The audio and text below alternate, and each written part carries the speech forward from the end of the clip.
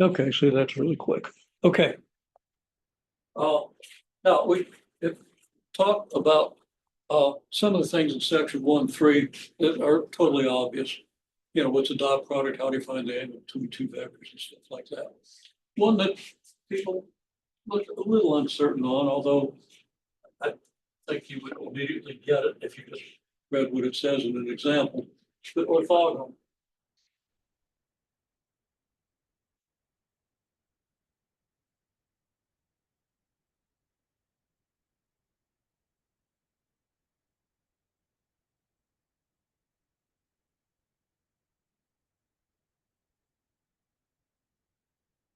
Means at a right angle, that is theta is 0.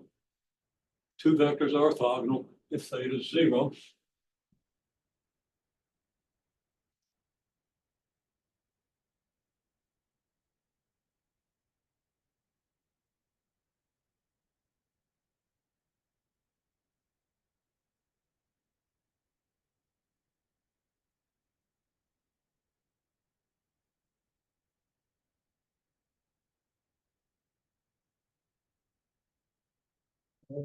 Okay. Now, say quickly the cosine of 0 is 0. That means if the cosine of a right angle is 0, a right angle would be here or here on the unit circle. Okay, two vectors would be at a right angle. Well, the angle between would be between 0 and 180. If you wanted the angle to be the obtuse angle, that's okay. It's still going to have a cosine of 0, right? So there's a picture of cosine of a right angle is 0. This has x projection equal to 0.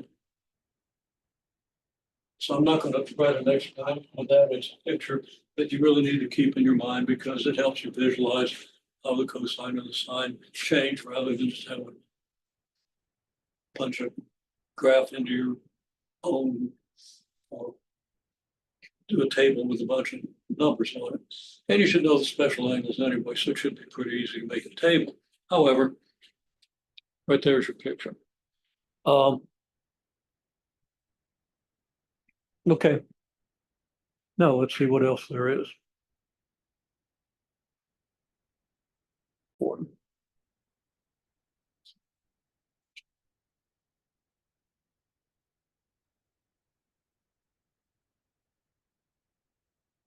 Let me use n here for the vector.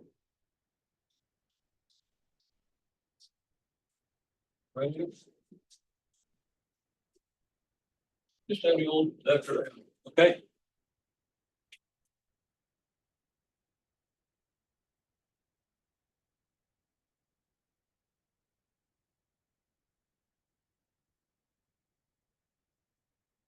The vector u is orthogonal to n.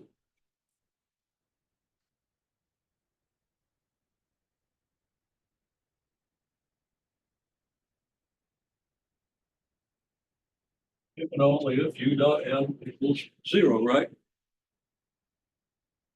Well, let's let u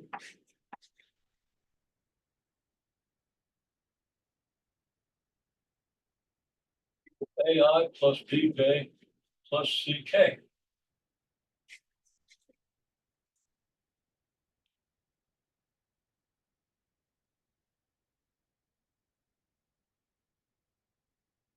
Now, u is orthogonal if and only if u dot n equals 0. Well, what's u dot n? Here's u, here's n.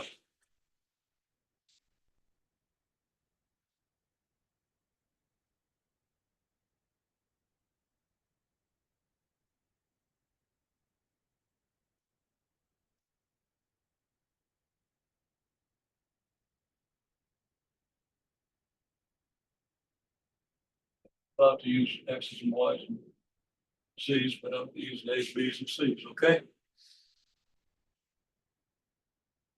If and only if that, which could be written so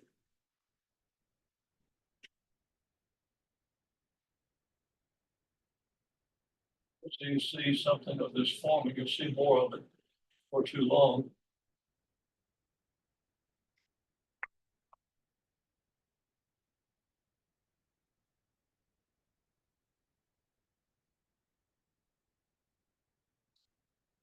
if and only if C equals negative 2A plus 3B over 5. Now, we can solve this for A, B, or C. I just chose to solve it for C.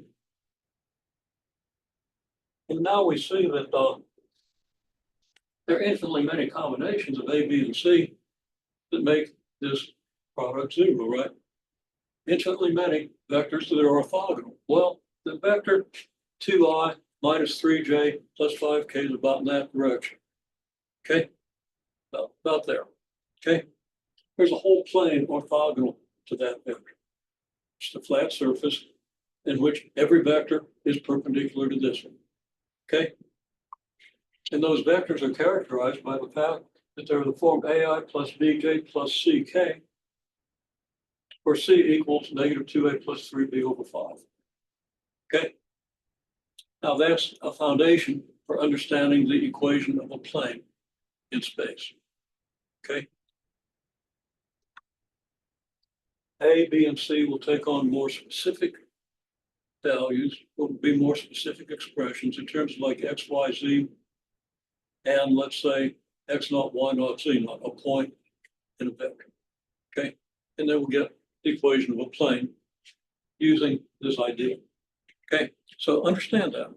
And you'll have problems. We got to find all vectors perpendicular to a given vector. So that's the foundation. That's really pretty much what you do. You can look at examples and figure out the rest. Okay.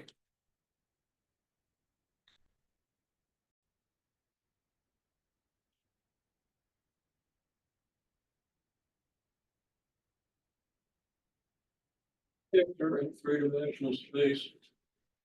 You've got a vector up here somewhere.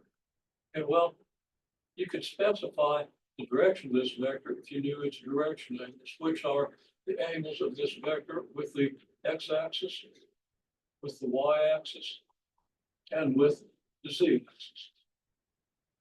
That makes sense? You know those three angles, you know the direction of the vector. Okay? So let's say that this angle is alpha, standard notation. This angle is beta. This angle is gamma. Let's say this is u, and it happens to be a unit vector. Then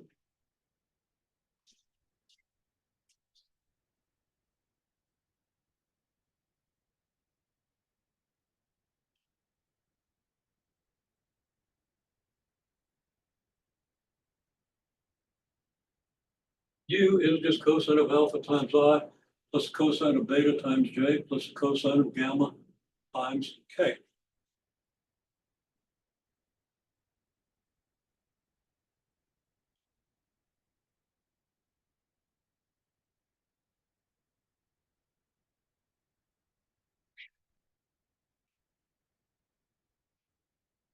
Now,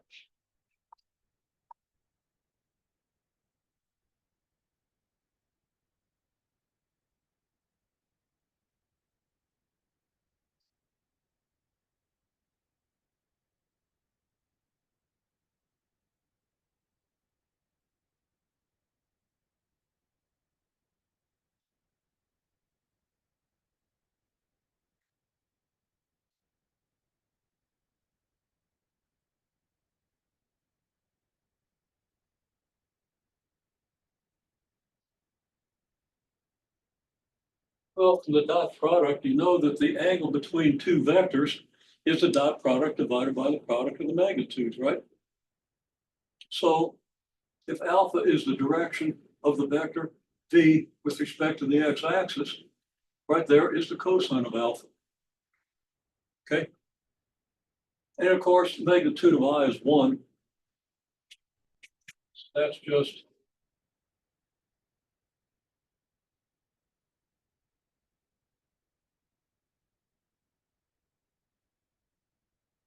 I'll write it this way. Magnitude of v, or v over magnitude of v, unit vector in the direction of v, dotted with I. Okay. So that cosine of beta equals v over magnitude of v dot J. And the cosine of gamma equals V over magnitude of V dot K. If you really understand dot product and stuff,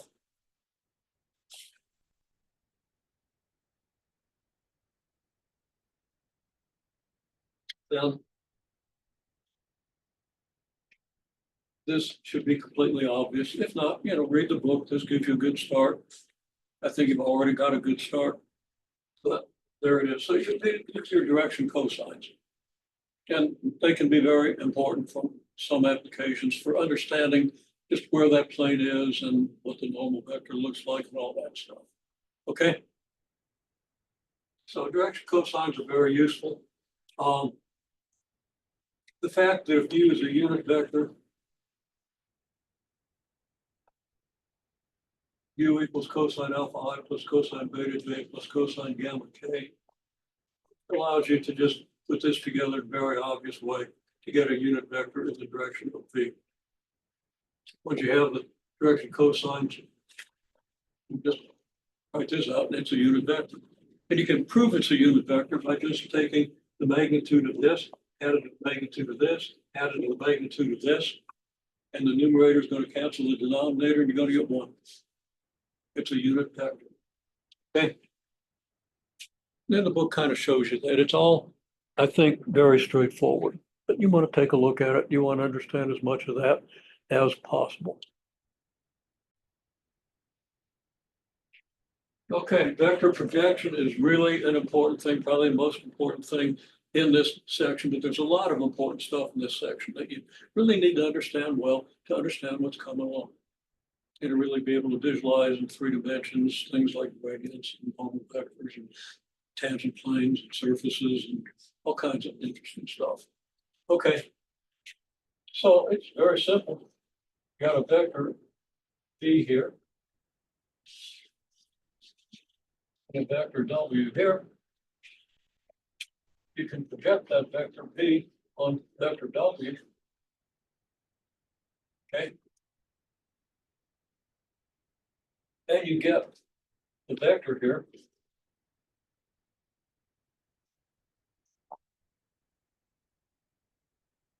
Projection onto W of V. I didn't draw it quite parallel to W, but should have been. It's probably worth redrawing it. Make it look a little bit better.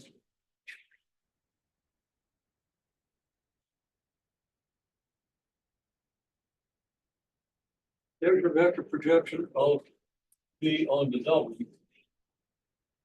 The scalar projection is just how far this is. It's the length of this thing, but also it's negative if V happens to be over here and the angle is obtuse. But that's all really easy to get using dot product. Okay. First of all,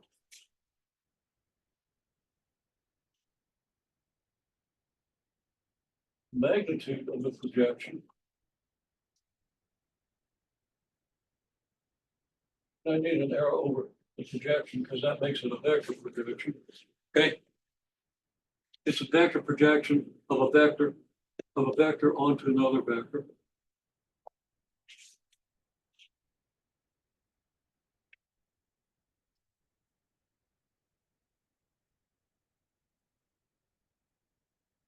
If by simple right angle trigonometry, and of course this projection, I say it's a projection, but that means it's projected at a right angle.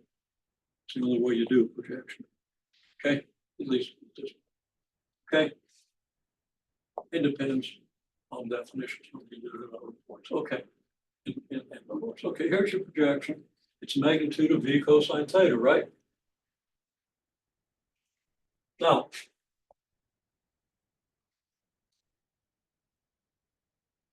V dot W equals magnitude of V. Magnitude of W cosine theta. Now note, theta can be acute or it could be obtuse. V's over here, the angle is greater than 90 degrees. So you have a negative value of the cosine, which you can also see in the unit circle.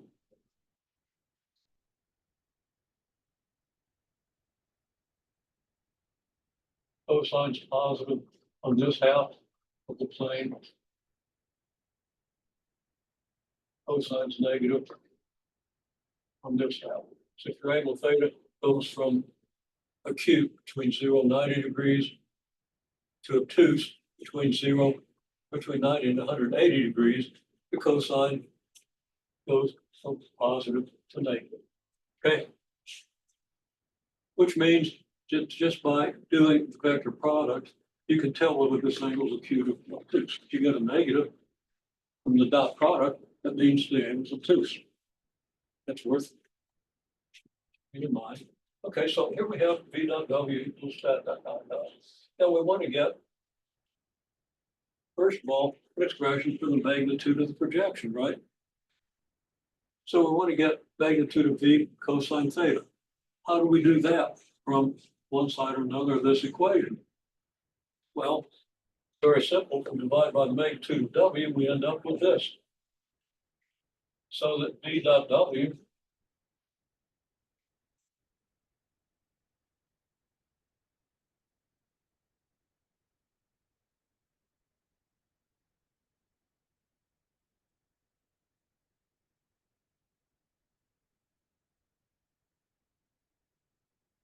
we're getting two lines in there. So V dot W over magnitude of W calculates the magnitude of this projection.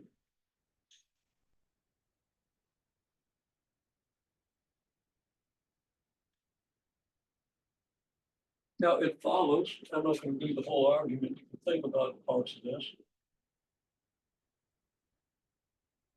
Well, first of all, V dot W over magnitude of W, I'm going to write as V dot W over magnitude of W.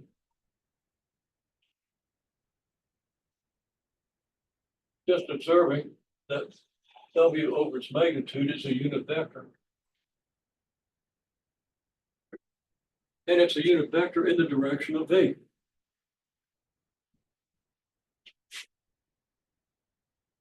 And actually it's worth writing that out a little more prominently.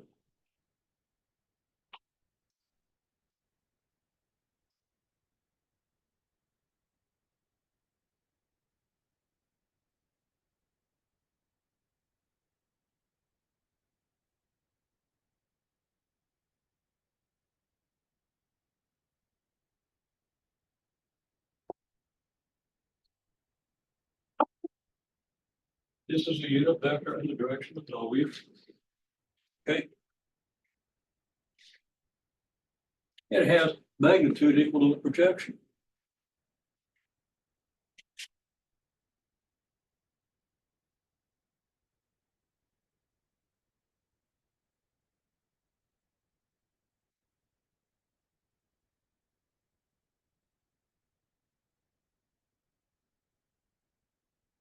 The magnitude of this product is the magnitude of the projection. It's how long this vector is. Okay. It's got the right magnitude. It's got the right direction. Well, if we just take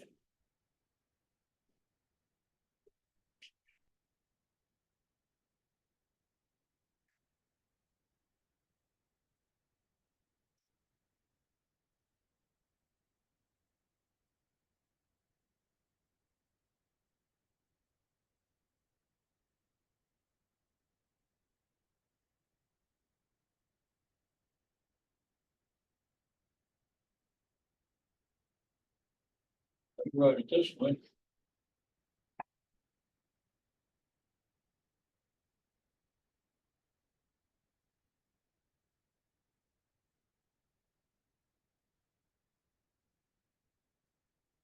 Magnitude of V cosine theta multiplied by this unit vector in the direction of W.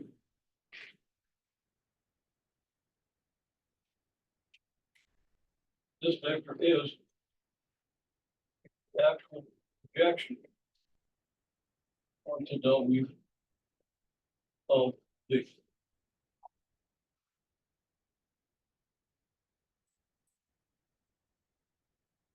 And that vector is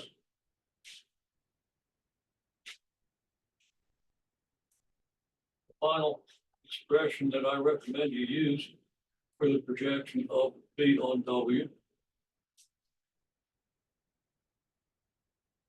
Magnitude of V cosine theta. Ooh.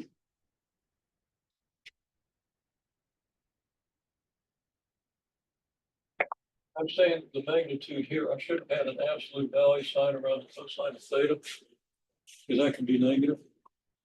Okay. But then we go to this.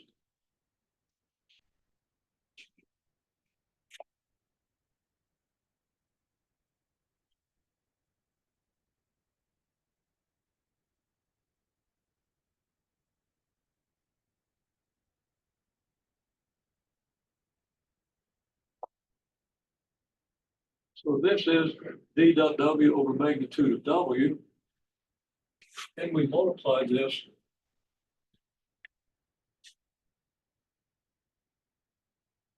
by the unit vector in the direction of W, and that gives us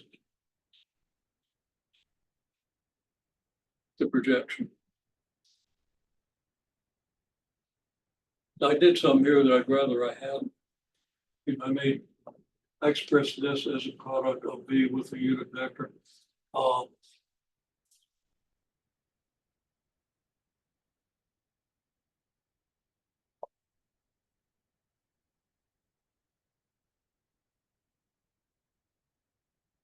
And I'm going to kind of take that back. It's not untrue.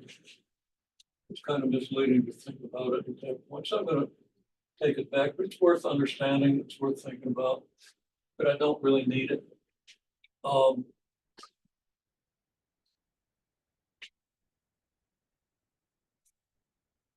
I should have had an equal sign in here. I'll leave that expression off.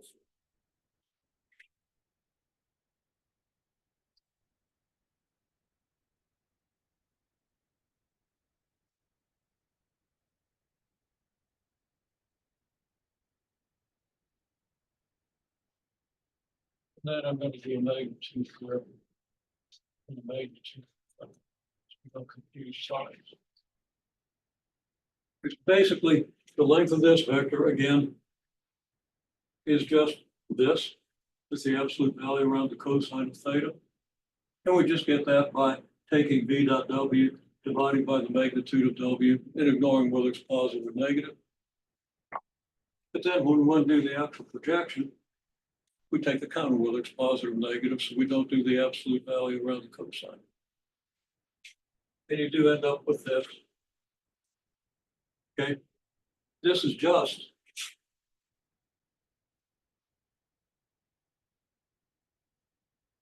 the magnitude of V cosine theta. Here. And this is a unit vector.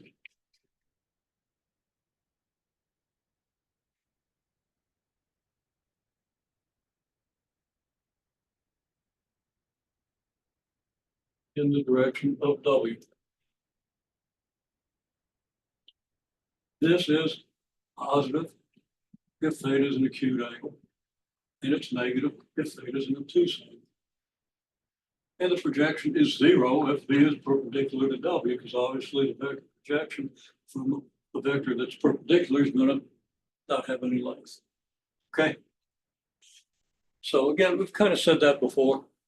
I said it again.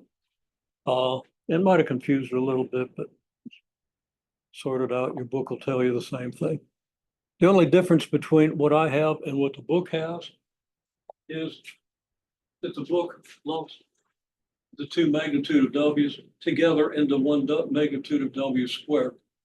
I don't like that because you're not then seeing this picture, this multiplied by a unit vector in the direction of W. You just lump everything together, throw all the needles in the haystack, and then try to find the right one if you want to understand what it's doing. Okay?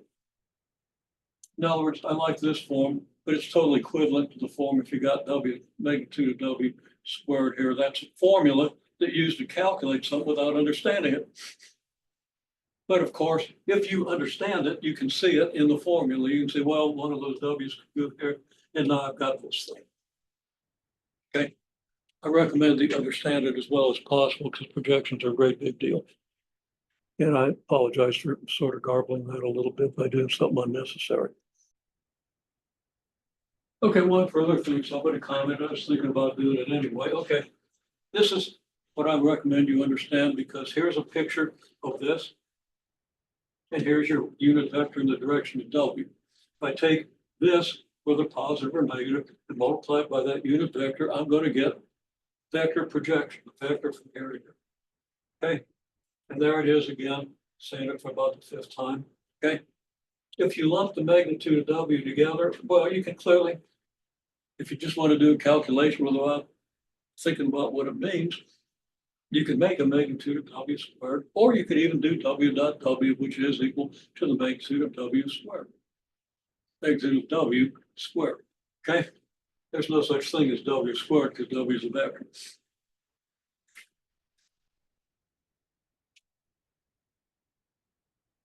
You can square the magnitude of a vector, but you can't square a vector. Now you can do the calculation that I'm talking about here, but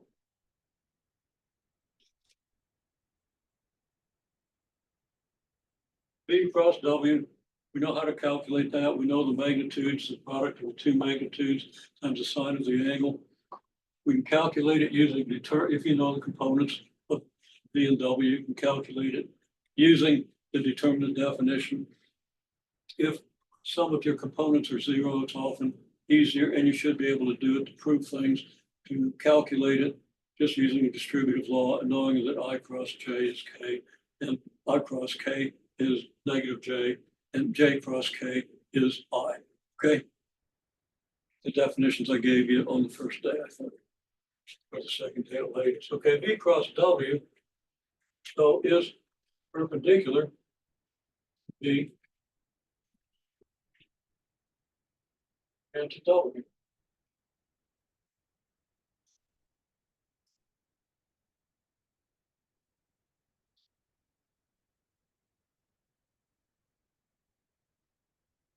The unit vector and the direction are perpendicular to the directions of V and W is what? It's just V cross W.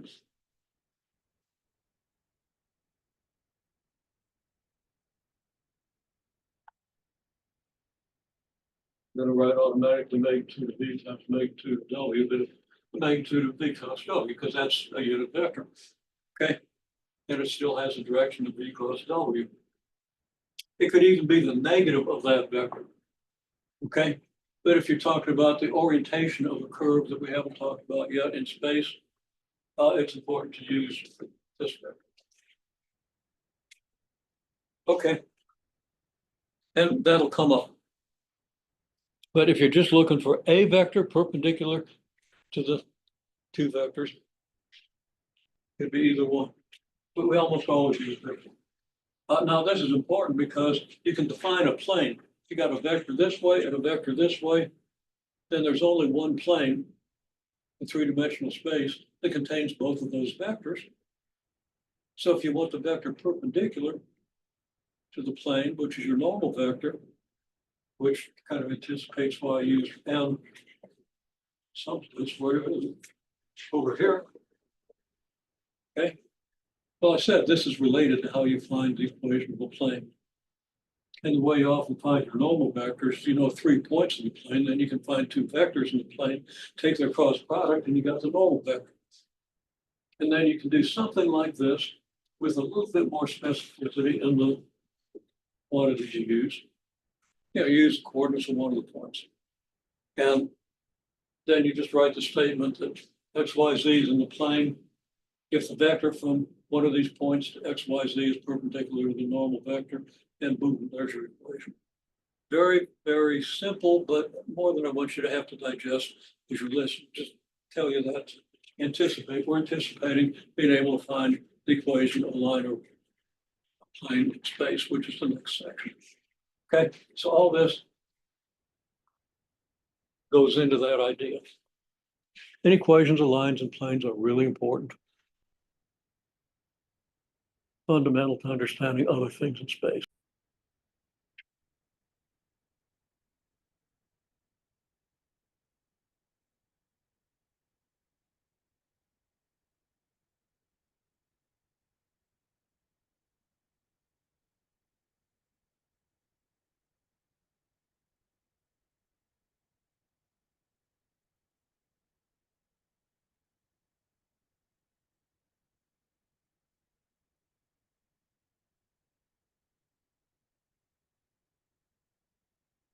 But vectors are collinear if it's the same direction in space. Now, I wrote this the way it makes sense to me, with one L. Co-linear. Just confused me when I was learning this stuff. Imagine is to put two L's in collinear. I don't know what the etymology of that is. I'm sure it makes sense to somebody somewhere. And maybe for very good reason that I don't understand. But when I tried to read this, if it had said C-O-L-I-N-E-R with one L, I would have understood collinear. And I've seen colinar. What the heck is that? A colander? And I was hung up on that for a good while.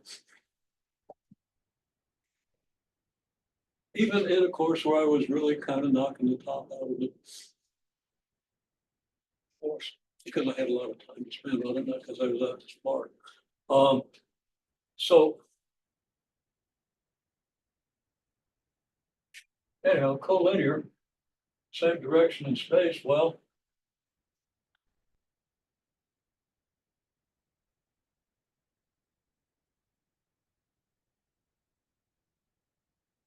same direction, two vectors mean the angle theta between them has to be 0, okay? Or I'll use degrees, 180 degrees, 5 radians, right? Make sense?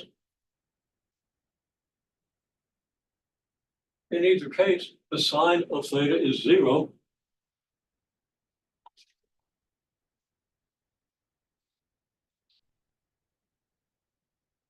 The magnitude of V cross W is the magnitude of V times the magnitude of W times the sine of theta, which equals 0 because the sine of theta is 0. So it's a very simple test. Take the cross product of two vectors if you want to test that they're collinear. Okay. You could also test whether the dot product is equal to the product of their magnitudes. It might be less calculation than doing a cross product, but probably pretty much equivalent. You can do it either way, but it's kind of important to understand it this way as well as the other. Let's say the whole thing. Two vectors in space always define a parallelogram. So this is D, and this is W. First of all, they define a plane, right? Take the cross product, you can get a normal vector. No point, you can find an equation for the plane, but that's not important. They do define a plane. And if I extend another vector W here and another vector V here, I'm still in the same plane. Okay. This is parallel to this. So if this is in the plane, so is this one. If this is in the plane, so is this. So everything's in the same plane with a single unit normal. Okay. You find the area of this parallelogram. How do you find the area of a parallelogram? Well, I just went over this with my intermediate algebra students, reviewing some elementary geometry and algebra before we get into intermediate algebra, because nobody knows the elementary stuff, or most people don't. And you are familiar with this. This is your altitude. Let this be your base. Okay. So what's the area?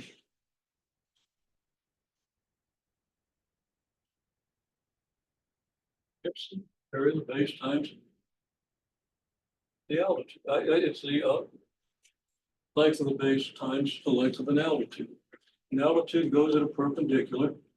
You can see that the area is this. I'll take the triangle that you have here, turn it upside down and slap it on over here, and you've got a rectangle. Have you ever seen that? Ever seen that construction? If you haven't, it's an indictment on our educational system. Anybody who's going to be an engineer should see this in the most elementary part of their pre-elementary geometry course in middle school. Okay. You know, the construction just like this. Like this thing, slap it upside down over here. Get rid of this thing, and now you got a rectangle. Still with the same base, because this hasn't changed. And there's your altitude. Okay, well, that's pre-elementary geometry. Maybe just elementary geometry construction can be difficult for people. But if your top students aren't seeing it, there's something wrong. Okay? It means you're paying too much attention to people who are never going to use it anyway. But still need to be educated. Not against reasonable balance, but you can't throw out the top students and expect to maintain technological society. It's competitive in the world. Okay, end of my, not sure that's a political statement, it's an education statement, but I guess it's political, but I'm not sure whether it's a right wing or left wing statement because it applies equally well in both. Okay.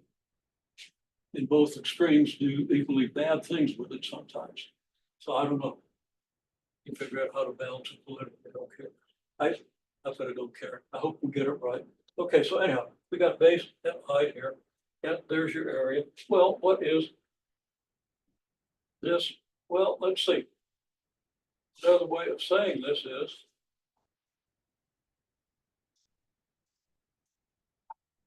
here's V, here's W, here's copies of V and W. The height is the magnitude of V times the sine of theta. I mean, here's theta. Here's the hypotenuse, and here's the opposite side. That should be instant and automatic if you're in engineering. Okay. And I remember a time, you know, in my freshman year, it was pretty much instant automatic, but it got really instant automatic then. I mean, I had a really good trigonometry in high school. And had like, including the first semester from calculus. I figured it out as I went, more or less. Okay. But the trig was there, and it needs to be there. So hopefully that's automatic when you look at the right triangle. And if it's not, just keep thinking, make it automatic. I'm really saying don't do a lot of calculations without thinking about what they mean and why they are what they are. Okay, that can be the difference between being really good and being just adequate. In my world, ask some engineering people if they agree. So anyhow, the height is this, and actually, since the sine of theta, well, no, theta is the closest angle, and it's always positive. So, well, let's just be careful. Dual magnitude distribution. Okay. Well, what's this tell me? Well, what is the magnitude of V cross W? It equals magnitude of V, magnitude of W, sine theta. I'll use an absolute value sign, but I don't think it's necessary. Okay, but just to be safe.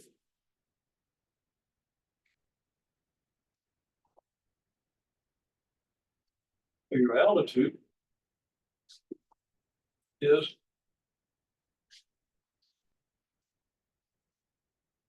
magnitude of V cross W divided by magnitude of W.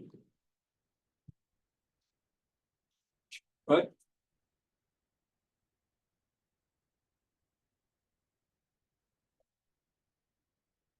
You don't really need that. all you need is to know that your height is sitting right here, lurking within your expression. Here's your h. It's here and here.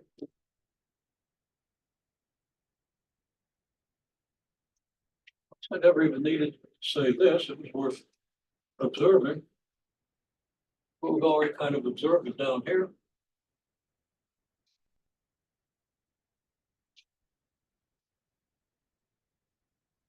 And of course, your base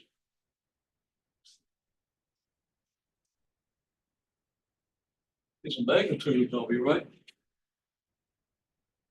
So all you need to get the area of this parallelogram is cross product. It gets even better. One of my favorite things.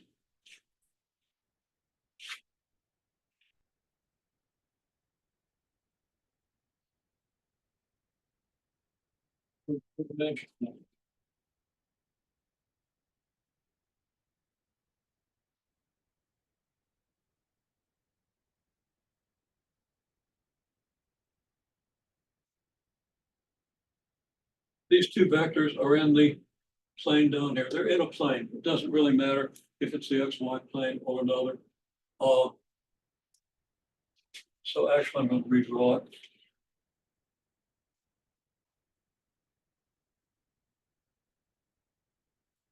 Got three vectors.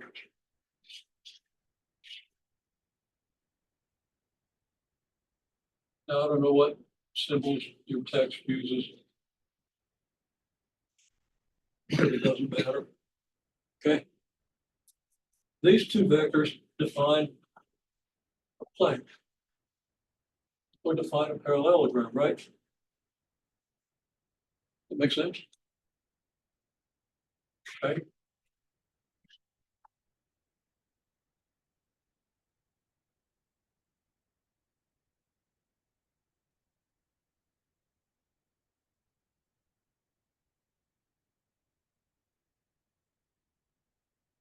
Parallelogram, the magnitude of V cross W, the area of the parallelogram is magnitude of V cross W, as we just saw. Okay. Now you can extend these sides using the vector V. I could draw them reasonably consistently. And now I've got some kind of a parallelepiped, a rectangular solid. Okay. You know, these three vectors are congruent with V. Okay. This vector is congruent with W, this vector is congruent with V. So there's a solid. This vectors can have any orientation in space. So this vector is not necessarily perpendicular to both V and W, right? So now we've got some altitude.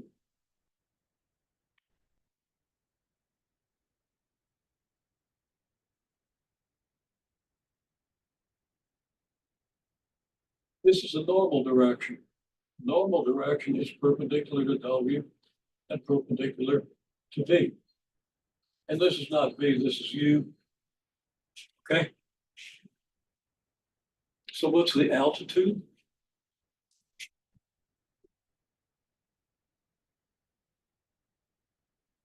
You project U in a perpendicular back on your normal direction.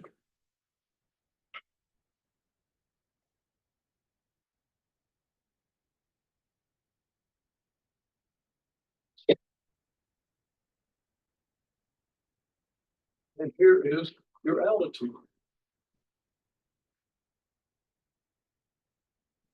Your book has a better picture.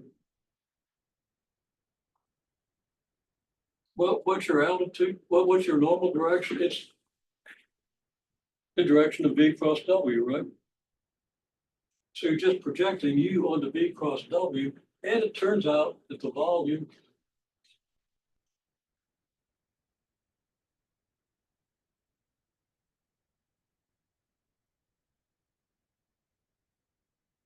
of abbreviated altitude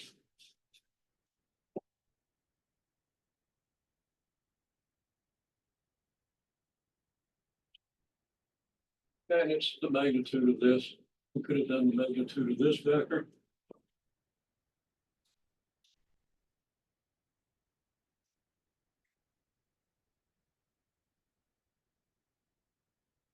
Which is just what we call the scalar triple product U dot V cross W. Now, there are a couple of dots in there. Read the book and make sure you understand that picture.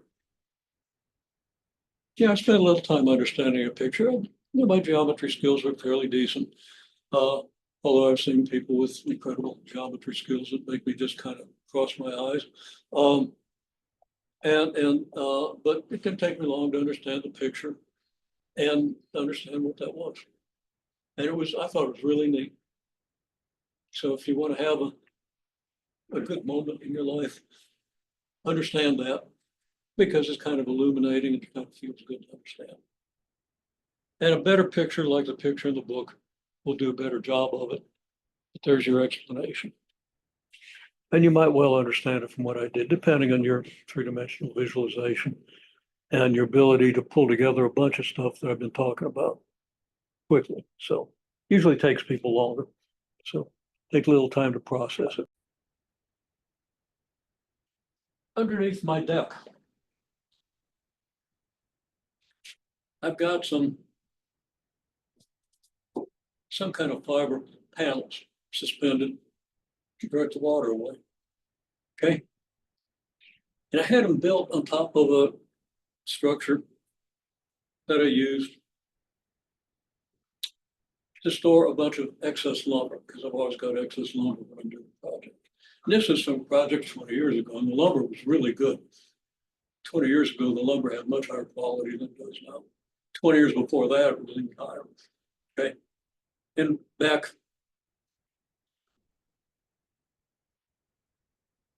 75, 80 years ago,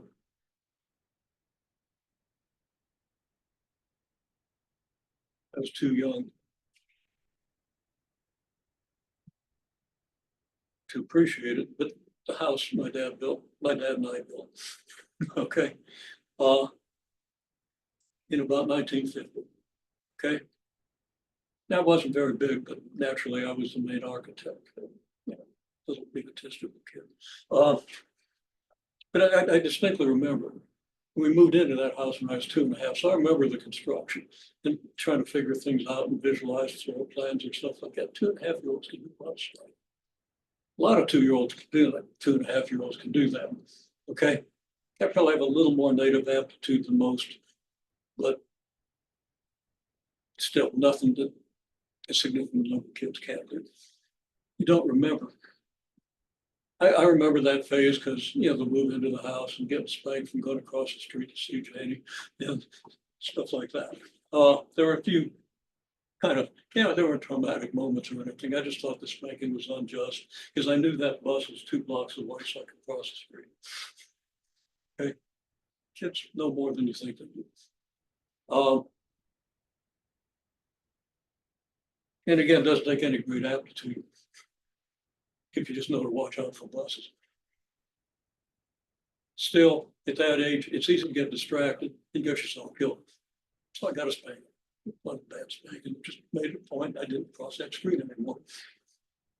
Okay, all that. I'm just getting back to the lumber was really big. 2x4s were really 2x4. And I worked in that house up until I sold it about 10 years ago. So it's kind of neat to see how that goes. Okay, well, that's just okay. Okay, so I'm underneath this deck and I've got this lumber and I'm tearing out this structure that was storing a bunch of lumber after moving the lumber. You don't want to tear it out while the lumber's still in there, you get killed. Now, part of that structure is supporting part of this rain catching structure under the deck. And it turns out that this part of it wasn't quite high enough. So into the existing structure, I was able to insert a 2x4 on flat side. Then all I had to do was turn it. Of course, there was significant weight, 16 feet of that stuff that I was going to raise. Okay. I tried it on one side and I couldn't do it. I tried it on the other. what was supported in the middle, and actually what was I was able to do is I lowered it a little bit here and then turn it. So it's raised up that stuff and then just raise it. And I've still got to, put a 2x2 in there and put a couple of screws in it to hold it where it is, but it's great. It's going to work. It's the easiest thing I've done after I figured out how to do it. Well, my point is, when I first tried it, I couldn't get to go. Okay. And I've still got fairly good grip strength, down about 30% probably. Still have to do some stuff. Okay. That other people do a lot easier. But, what it is I couldn't insert enough torque, right? That's a torque to turn that 2x4 in order to get the force push up. Now, in physics, you learn all kinds of stuff about the vectors and stuff and so forth. Okay. Now, my point is just that torque. You take the force I exert, that's a vector, and a vector from the point where that 2x4 is in contact with the support, and you take the cross product, and that's the torque, which is in the direction parallel to the beam. Okay, so there's some problems in there that involve torque. I think I might have assigned one, maybe two, but maybe none. I don't remember what my decision was when I was going through it, but torque is an important concept. Okay, and it doesn't matter if you're in civil engineering, we got to consider torques, or in electrical engineering, we got to understand Maxwell's equations. Okay, cross products are really throughout most of engineering. I think it's safe to say that. Through mechanical and electrical for sure. Okay, there's some areas of electrical engineering I don't know much about a lot of them. I know the physics behind it. Okay, so I've never been an engineer, never wanted to be because I just love the math and physics so much. I do find engineering more interesting to me now than I did when I was in school.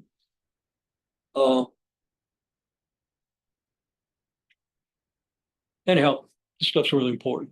We're getting into the language of engineering, of most engineering.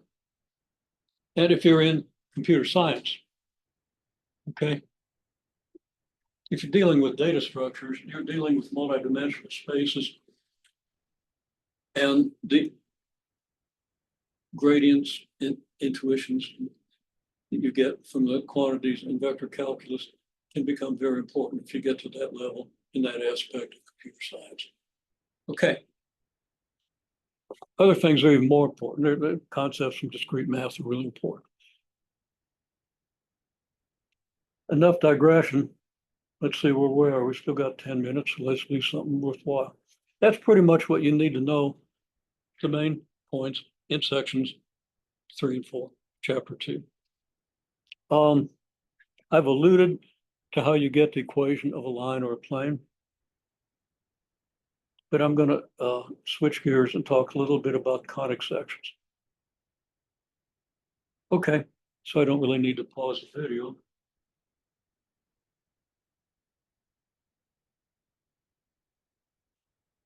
Now you can define any conic section in terms of a focus and a directrix. But I'm not going to use that language. I'm just going to give you the basic equations of the conic sections. I'll probably relate it to focus and directrix when we have a little more time, just as a side comment, okay? Because when you do conic sections in polar coordinates, that's what you talk about. You do them in rectangular coordinates, you can get away with what I'm saying here. So I'm not even going to define the conic sections, although you should read the definitions, okay?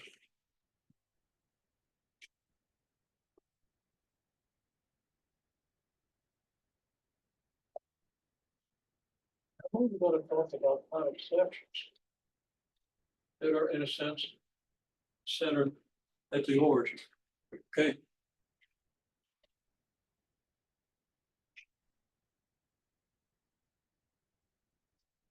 Start with an ellipse. Now let's start with a circle. Then we'll change the circle. Now I've got my coordinate axes along the part of my circle. So I've got something here that can change that. I will. Much better off drawing this thinking first, trying to fit the silly thing instead of coordinates. That would work out fairly well. It's better than most. Okay, not sure I got the center right. You understand what I mean? Okay, that's like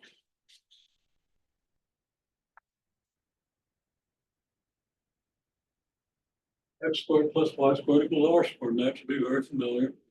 Just says that the distance from the origin to a point of the circle being x, y, is r. Okay.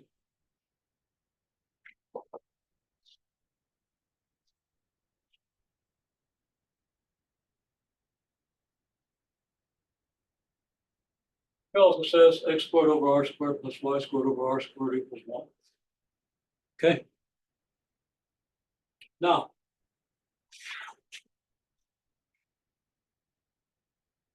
ellipse.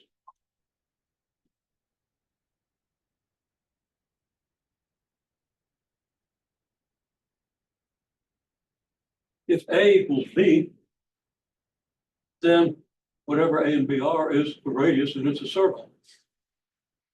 Because if A equals B, then you just have this, no matter what whether you call these A or call them B. Just call both R. But if they're different, your circle gets distorted.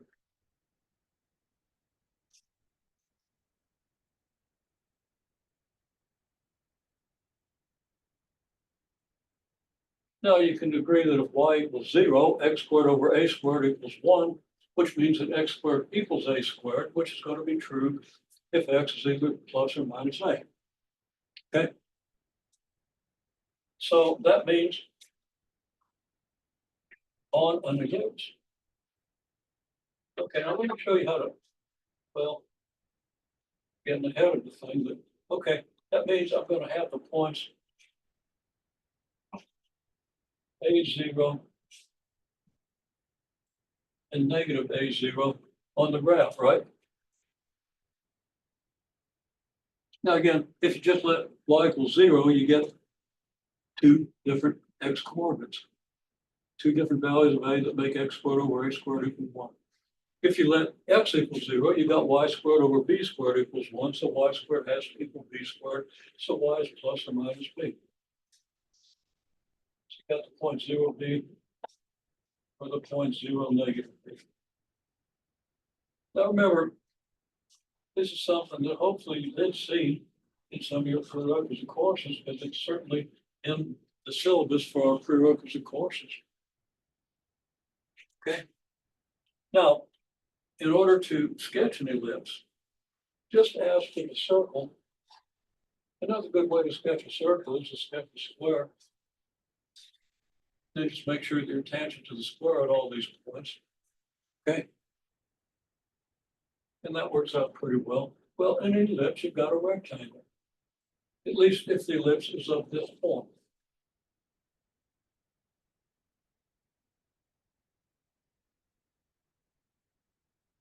There's your ellipse. Fair enough? Pretty simple. Okay. Now, that purple.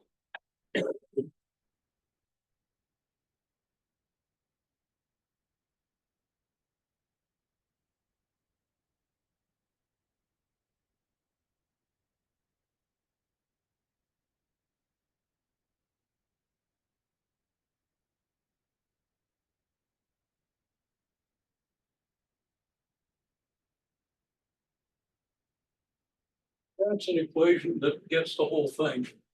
I got a plus or minus in front of x squared over a squared, and a minus or plus in front of y squared over b squared. Meaning, if this is positive, this is negative. If this is negative, this is positive. Okay, that the x squared over a squared and y over b squared have opposite signs. So one example.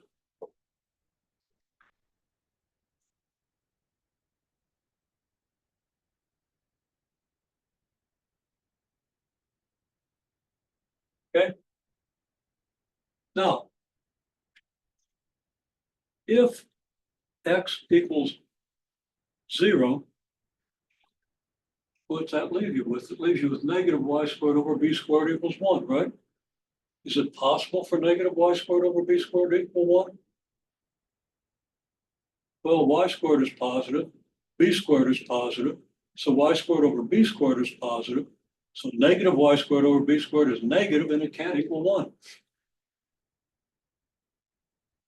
Okay, so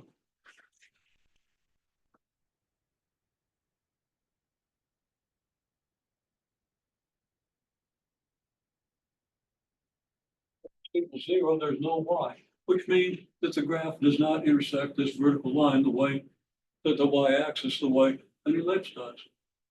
Okay.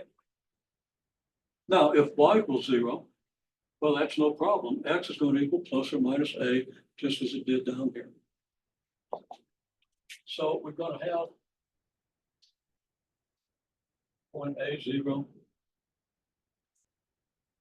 and the point negative A 0.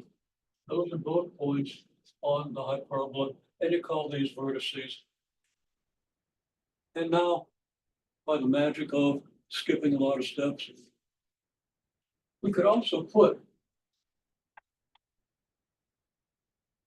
0 b up here and 0 negative b down here. They're not points on the graph, because if x equals 0, you don't get a y. Okay, but we can draw